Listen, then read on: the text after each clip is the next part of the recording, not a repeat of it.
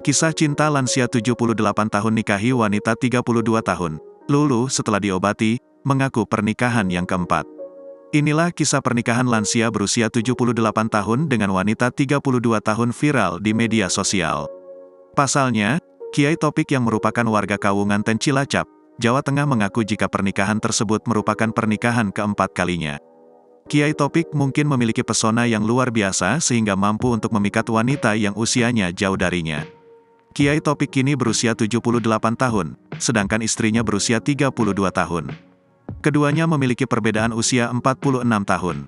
Pernikahan pasangan beda usia itu pun viral di media sosial setelah diunggah akun TikTok @umimamihdankin, Selasa, tanggal 5 Maret tahun 2024 lalu.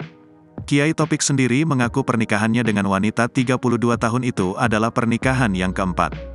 Hal itu ia akui saat dirinya diwawancarai setelah resmi menikahi istri barunya tersebut. Menurut pengunggah video di TikTok, Kiai Topik merupakan sosok disegani karena bisa mengobati orang yang sakit.